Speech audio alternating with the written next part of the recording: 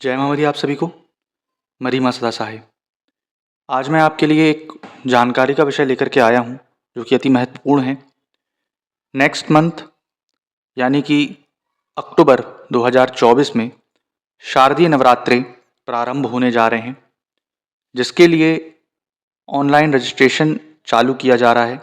तो पूर्णतः जानकारी उसमें दी जा रही है कि कैसे आपको क्या क्या साधना करवाई जाएगी और कौन कौन सी साधनाएं होंगी, सात्विक, तामसिक, राजसिक कैसे चलेंगी। तो आते हैं, पहली साधना जो आपको दी जाएगी मरी माता की दी जाएगी। मरी माता की सात्विक साधना आपको दी जाएगी। सात्विकता मतलब ये है इसमें कि इनमें कोई भी मांस, मटन, मछली, शराब, किसी भी चीज़ का भोग नहीं लगेगा। ये जो साधना होगी 11 दिन की होगी। 12वें दिन इसका हवन जाएगा, 12 के दिन, और उसके बाद आपको सारी चीज़ें बताई जाएंगी कि इनका प्रयोग कैसे करना है, विधि विधान क्या है और इनको नियम में लागू कैसे करना है। ठीक। मरी माता की जो साधना है अति उग्र प्रचंड है, लेकिन सात्विक है। क्योंकि कई लोग बोल रहे थे कि सात्विक में चल नहीं सकती है क्या माता मरी? बिल्कुल चलती है। तो मरी माता की सात्विक साधना 11 दिन की दी जाएगी और जितने भी मंत्र हैं ये सब शाबर मंत्र हैं, केवल और केवल भैरव भैरवी संपुटित मंत्र को छोड़ करके। उसके बाद दूसरी साधना पर आते हैं। मरघट की मरी की साधना दी जाएगी। ये साधना आपकी रहेगी 9 दिन की और ये जो साधना होगी वो तामसिक पद्धति से होगी। 10वें दिन इसका हवन जाएगा, यानी दशहरे के दिन, तब आपको तामसिक भोग लगाना होगा। ठीक। ये भी शाबर मंत्र साधना है। इसमें भी आपको शाबर मंत्रों के जाप करना पड़ेगा। कितने माला करना पड़ेगा, कैसे करना पड़ेगा, जब आप साधना लेंगे तो आपको पूर्ण रूप से जानकारी दी जाएगी। उसके बाद आते हैं हैजाई मरी। जो हैजा वाली मरी होती है वो 11 दिन की साधना करवाई जाएगी। यह भी तामसिक साधना है और शाबर मंत्रों के द्वारा की जाएगी। 11 दिन में आपको शाबर मंत्र को सिद्ध करना होगा और उसके तत्पश्चात आप इनसे काम ले सकते हैं, विशेष कृपा प्राप्त कर सकते हैं, सारी चीज़ें कर सकते हैं। उसके बाद चौथे नंबर पे आते हैं बाबा गंगाराम अघोरी। देखिए, बाबा गंगाराम अघोरी के बारे में तो मैं जितना बोलूँ उतना कम है, और पहले भी मैंने इनकी साधनाएं डाली हुई हैं और लोगों के अनुभव डाले हुए हैं कि कैसे अनुभव होते हैं। और ये जो साधना होगी 11 दिन की होगी, तामसिक पद्धति से होगी। इनमें भी आखिरी के ही दिन आपको देना होगा तामसिक भोग। ये नहीं कि आप नवमी जब चल रही है, नवरात्र का समय चल रहा है, तो कोई भी साधना में नवरात्रि के दौरान आप तामसिक भोग नहीं देंगे। उसके बाद 5वीं साधना में आते हैं बाबा मनसाराम अघोरी की। ये साधना भी 11 दिन की है, तामसिक साधना है। इसमें भी आपको शाबर मंत्रों का जाप करना होगा। अब आते हैं माता आसमानी। माता आसमानी की जो साधना आपकी रहेगी वो 9 दिन की होगी और 10वें दिन इनका हवन होगा और आपको इनको बलि के रूप में मुर्गा और मुर्गी की कलेजी अथवा मुर्गा या मुर्गी की बलि देनी होगी। ठीक। और ये साधना 9 दिन की रहेगी। ये भी शाबर मंत्रों की ही साधना है। उसके बाद आते हैं माता आसमानी। माता आसमानी सात्विक तरीके से भी आप कर सकते हैं, जो कि 9 दिन की साधना होगी। ठीक। इसमें भी नियम कायदे कानून आपको समझाए जाएंगे कि कैसे सोना है, कैसे मंत्र जाप करना है, और सारी साधनाओं में आपको समझाया जाएगा, गाइड किया जाएगा। ठीक। अब आते हैं ये 9 दिन की साधना में 10वें दिन इसका दशहरे के दिन हवन जाएगा। पूर्णतः सात्विक पद्धति से होगी, इसमें शराब भी नहीं लगेगी। फिर आते हैं कालका आसमानी। कालका आसमानी 11 दिन की साधना होगी आपकी, तामसिक पद्धति से साधना होगी। 12वें दिन हवन जाएगा, शाबर मंत्रों के द्वारा आपको उसका जाप करना है। कालका साधना। ठीक। कालका साधना जो रहती है वो 9 दिन की साधना होती है और तामसिक पद्धति से चलती है। ठीक। कालका साधना एक और आई है।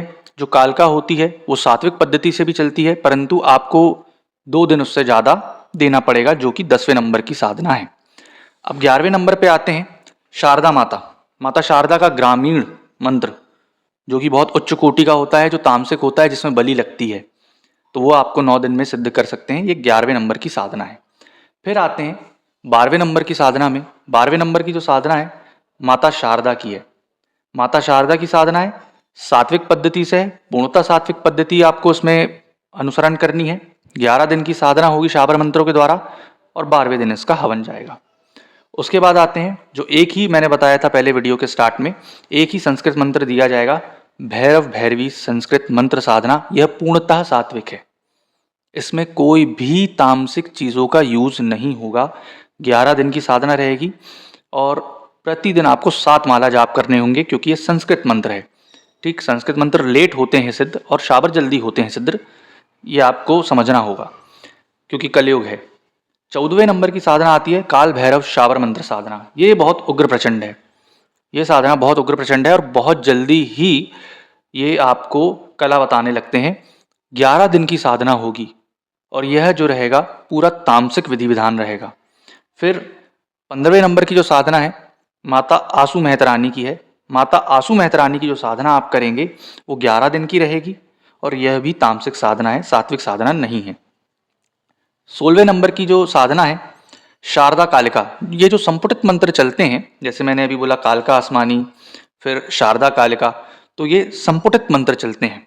तो शारदा कालिका का आपको शाबर मंत्र दिया जाएगा, तामसिक विधि विधान है पूरा।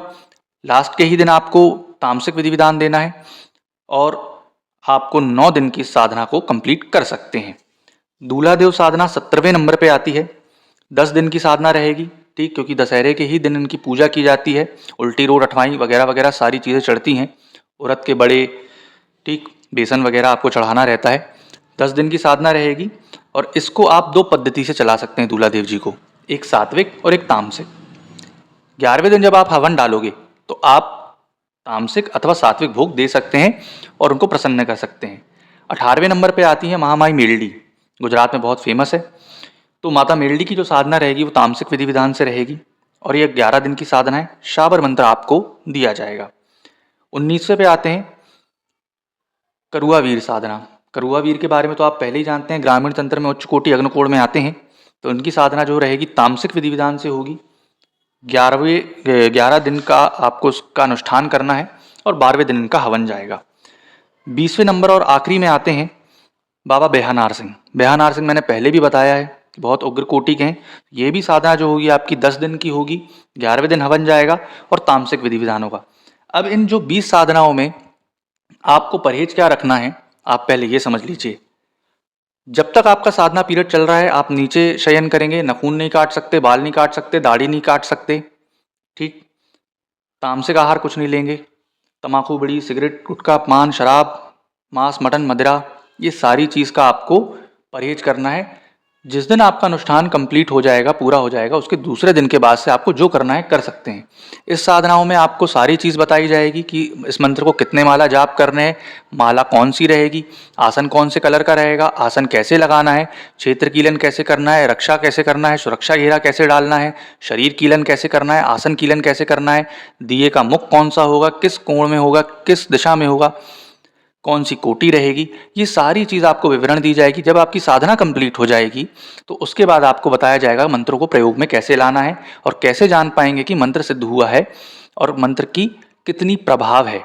किसी भी मंत्र को जब हम जाप करते हैं तो उसका प्रभाव देखना बहुत ज़रूरी होता है, तो वो सारी चीज़ें आपको बताई जाएंगी। तो मैंने डिस्क्रिप्शन में अपना नंबर डाल दिया है और थंबनेल में पूरी साधनाएँ डाल दी हैं।